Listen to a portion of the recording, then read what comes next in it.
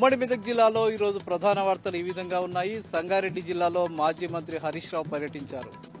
జహీరాబాద్ సమీపంలోని రేజింతల్ సిద్ధి వినాయక స్వామి దేవాలయంలో ఆయన ఈరోజు ప్రత్యేక పూజలు నిర్వహించారు. ఆ దేవాలయానికి సంబంధించిన వార్షికోత్సవాల్లో ఆయన పాల్గొన్నారు. అట్లాగే స్వయంభూ సిద్ధి వినాయక స్వామికి ప్రత్యేక పూజలు నిర్వహించి ఆ కార్యక్రమంలో పాల్గొన్నారు. ప్రతి సంవత్సరం ఈ దేవాలయంలో ఆయన ప్రత్యేక పూజలు నిర్వహించడం ఆనవాయితీగా వస్తున్నది. ఈ సందర్భంగా ఆయన మాట్లాడుతూ సిద్ధి వినాయక స్వామి దేవాలయ అభివృద్ధికి కేసీఆర్ ప్రభుత్వం అనేక నిధులు మంజూరు చేసి అభివృద్ధి చేసిందని చెప్పారు.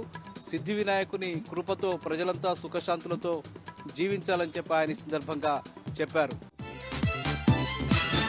ఇక సంగారెడ్డిలో ఆయన మీడియా సమావేశం ఏర్పాటు చేసి రేవంత్ రెడ్డి ప్రభుత్వంపై హరీష్ రావు తీవ్ర స్థాయిలో ధ్వజమెత్తారు. ముఖ్యంగా రైతులకు రేవంత్ రెడ్డి ప్రభుత్వం తీవ్ర స్థాయిలో అన్యాయం చేస్తున్నదని, ముఖ్యంగా రైతు రుణమాఫీ కావచ్చు, రైతు భరోసాకు సంబంధించిన విషయం కావచ్చు, వాళ్ళకి ఇవ్వాల్సిన రుణమాఫీకి సంబంధించి కావచ్చు, రైతు బీమాకు సంబంధించి కావచ్చు, పంటలపై ఇచ్చేటువంటి బోనస్ విషయంలో కావచ్చు, పూర్తిగా ప్రభుత్వం అన్యాయం చేసిందని చెప్పారు.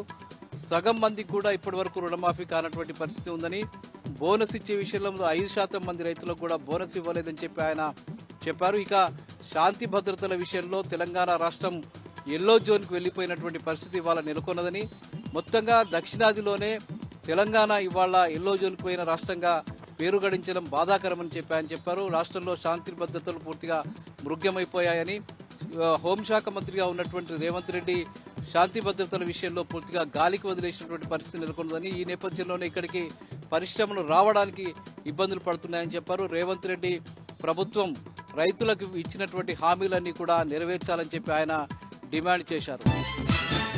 ఇక ఈరోజు సిద్దిపేట జిల్లాలోని దేవాలయాలన్నీ కూడా కిటకిటలాడాయి. ముఖ్యంగా ఈరోజు నూతన సంవత్సరం సందర్భంగా ప్రజలంతా కూడా దేవాలయాలకు వెళ్ళి ప్రత్యేక దర్శనాలు చేసుకుని మొక్కుబడులు తీర్చుకున్నారు. ముఖ్యంగా ఈ సంవత్సరం అంతా కూడా తమకు బాగుండాలని చెప్పి కోరుకున్న పరిస్థితి కనిపించింది. దేవాలయాలన్నీ కూడా కిటకిటలాడినటువంటి పరిస్థితి సిద్దిపేట జిల్లా వ్యాప్తంగా, ఉమ్మడి జిల్లా వ్యాప్తంగా కనిపించింది.